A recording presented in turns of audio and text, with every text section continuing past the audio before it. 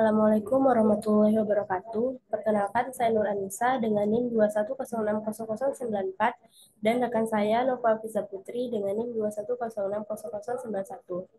Baiklah, di sini kami akan mempresentasikan review jurnal yaitu jurnal 5 dan 6. Jurnal 5 yang akan dibacakan oleh Nova Fiza Putri.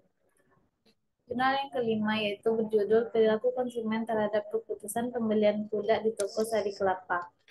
Jurnal ini merupakan jurnal AgriScience, volume 1 halaman 232 sampai 243 tahun 2020 yang ditulis oleh Tuti Wayuni Amanatus Zuria. Tujuan penelitian ini yaitu untuk memahami karakteristik konsumen kuda, menganalisis pengaruh perilaku konsumen terhadap keputusan pembelian, dan menentukan faktor yang paling dominan mempengaruhi keputusan pembelian kuda di toko sari kelapa.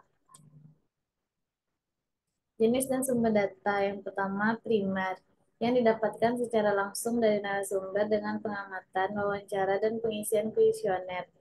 Yang kedua, data sekunder yang didapatkan dari beberapa sumber, diantaranya artikel, BPS, buku, jurnal, serta sumber lain yang berhubungan dengan penelitian. Metode penelitian dilakukan di Toko Kuda Sari Kelapa, Kabupaten Gresik pada bulan Desember 2019 dengan metode purposive sampling, yakni peneliti memilih sampel. Hasil dan pembahasan penelitian. Hasil penelitian menunjukkan bahwa karakteristik konsumen kuda di toko sari kelapa sebagian besar adalah laki-laki. Pekerja swasta berpenghasilan 500.000 sampai 1 juta, berpendidikan SMA, berusia 25 sampai 34 tahun, dan mayoritas berasal dari Gresik. Secara bersamaan, faktor budaya, pribadi, psikologis, dan sosial memiliki pengaruh dominan terhadap keputusan pembelian konsumen. Kesimpulannya yang pertama, karakteristik konsumen kuda di toko sari kelapa adalah sebagian besar laki-laki. Bermata pencarian swasta, berpenghasilan 500 sampai 1 juta per bulan. Rata-rata pendidikan pada tingkat SMA sederajat, berusia 25 sampai 34 tahun, dan mayoritas konsumen berasal dari Kabupaten Gresik. Secara bersamaan, faktor budaya, pribadi, psikologi, dan sosial berpengaruh pada keputusan pembelian kuda di toko sari kelapa. Secara sendiri-sendiri, faktor sosial memiliki pengaruh dominan pada keputusan pembelian kuda di toko sari kelapa. Kelebihannya yaitu topik yang dibahas dalam penelitian ini dijelaskan secara rinci dan bahasanya mudah dimengerti. Sedangkan kekurangan penelitian ini, toko kuda sari kelapa perlu memperhatikan faktor budaya, pribadi, psikologi, sosial, maupun karakteristik konsumen terkait dengan keputusan pembelian kuda sehingga toko kuda sari kelapa dapat memahami konsumen dan dapat menciptakan strategi pemasaran yang efektif dan efisien.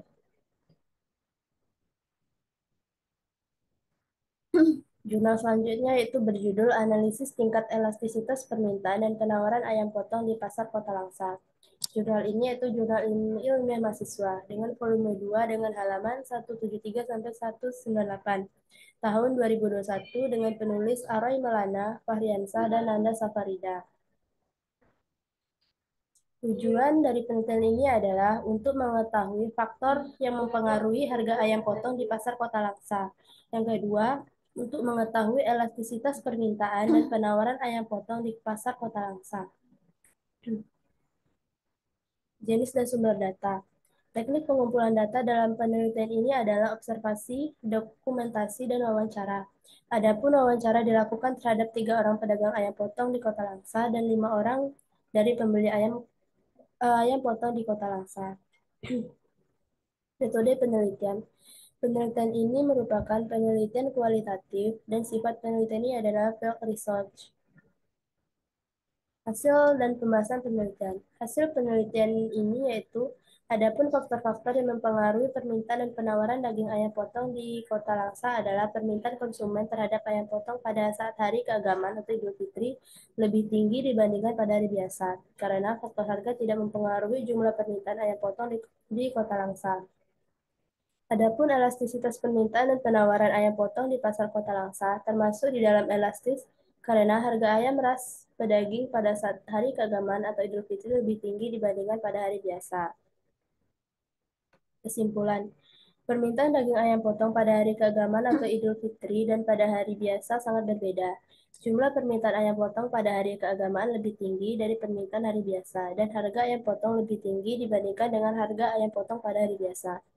Hal ini dikarenakan tingkat konsumsi masyarakat pada saat menjelang hari keagamaan cenderung meningkat. Umat Islam yang menjalankan puasa setiap hari melakukan acara buka puasa dan sahur bersama. Pada saat hari keagamaan atau Idul Fitri, daging ayam merupakan salah satu menu lauk makanan yang utama. Maka dari itu, konsumen tidak terpengaruh salah harga naik daging. Sedangkan pada hari biasa, konsumen cenderung lebih memperhatikan harga dibandingkan permintaan.